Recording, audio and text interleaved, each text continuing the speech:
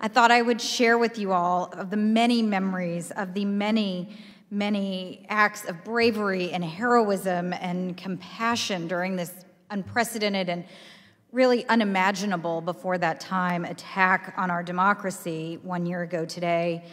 I thought about a moment that for me was perhaps the most terrifying of that day. It was the moments just before those of us who were trapped in the gallery were able to get out. It was when we were waiting for someone to open the door.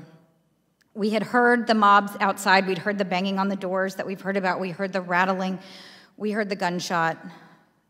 We didn't know all that was happening around us then, but we watched and waited as the brave Capitol Police officers who were with us in the House gallery were trying to determine who was on the other side of the door and whether it was safe for us to get out.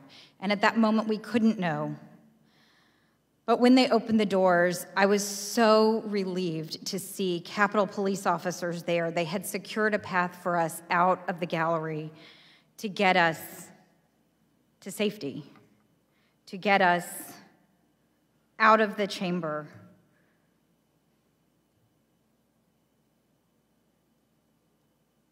To get us, we thought, out of danger. I felt a wave of relief as I walked out of the gallery. I saw immediately to my right what others have described just beyond the stair, part of our escape route, men lying, spread eagle, on the floor with the Capitol Police officers' guns trained on them so that we could pass, so that we could escape.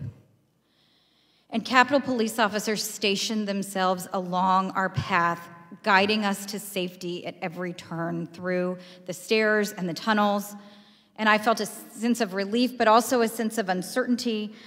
And I found myself trying to say cheerful, reassuring things to people around me, and one in particular. As we approached an elevator near what I learned would be our destination, one of the Capitol Police officers looked at me and very calmly but very clearly said, "Hurry."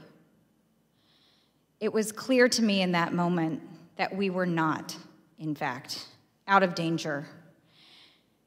And every day of this year, I have remained so grateful to the many Capitol Police officers and police officers from the Metropolitan Police Department and others who faced those dangers that day, who saved our lives that day, who saved our Capitol that day, and who saved our democracy that day.